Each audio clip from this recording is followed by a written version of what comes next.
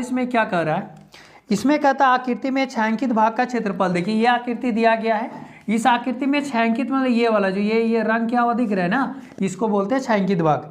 तो इसका क्षेत्रफल ज्ञात कीजिए, जबकि ए बी सी डी भुजा 14 सेंटीमीटर वर्ग है। 14 सेंटीमीटर है, ये एक वर्ग है, तो ये भी 14 होगा, ये भी 14 सेंटीमीटर, ये भी 14 सेंटीमीटर, ये भी 14 सेंटीमीटर करके सभी भुजा है। और कह रहा है कि ए पी डी और ए पी डी ये वाला क्या है, एक अर्धवृत्त है, और बी पी सी भी अर्धवृत्त है, और बी पी सी ये भी अर्धवृत्त है। ठीक है, अर्धवृत्त का मतलब क्या, आधा गोल।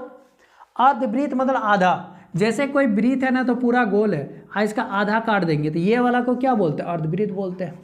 तो अर्धवृत्त है, तो देखिए यहाँ से अगर ये पूरा गोल है तो यहाँ से इसका क्या बोलते हैं, व्यास कहते हैं। अगर हम इसको ऐसे करके मिटा देंगे तो देखिए यहाँ से यह व्यास हुआ कि नहीं, वही चीज़ यहाँ से यहाँ तक क्या इसका व्यास है, अब व्यास का आधा यहाँ तक क्या हो जाएगा, त्रिज्या, फिर यहाँ तक इसका क्या हो जाएगा, त्रिज्या। तो सबसे पहले क्या करेंगे इस क्वेश्चन में, तो सबसे पहले ए बी सी डी का पहले क्षेत्रफल निकालेंगे, और ए बी सी डी क्या एक वर्ग है, तो पहले वर्ग का क्षेत्रफल निकालेंगे।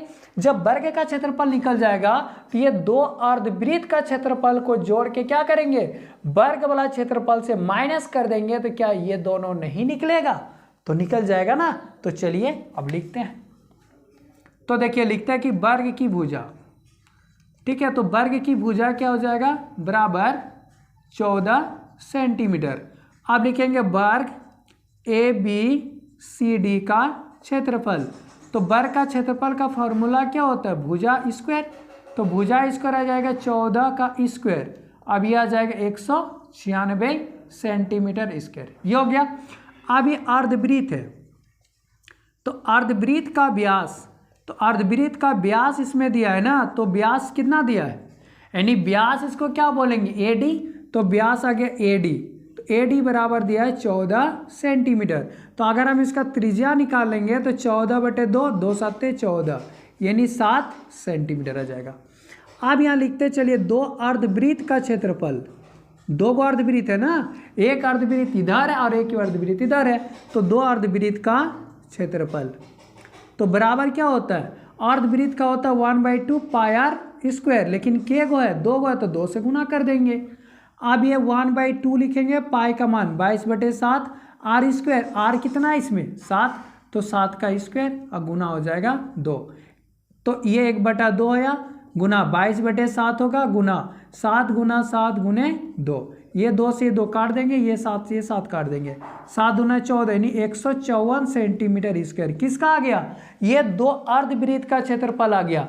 अब ये टोटल में से ये दोनों को माइनस कर देंगे तो ये वाला जगह तो बच जाएगा।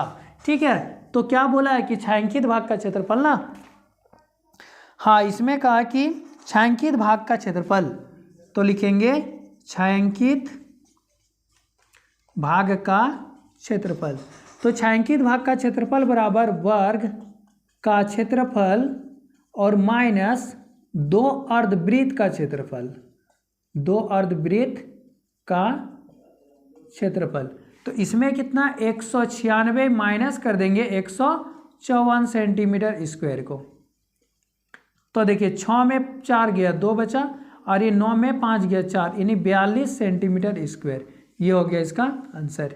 ठीक है, तो छायांकित भाग का क्षेत्रफल ये आ गया। तो ये जो भी आज पढ़ाई 31 से लेके यहाँ 46 तक, इसमें से कुछ क्वेश्चन 2 नंबर का पूछता है और कुछ 3-3 मार्क्स का भी पूछता है। ठीक है दोस्तों, आज इतना ही रखते हैं। अब इसके बाद आएंगे फिर वीडियो में पढ़ेंगे 5 नंबर का क्वेश्चन जो पूछा जाता है, वो भी वर्मा प्रेस का ही होगा। ठीक है, थैंक यू।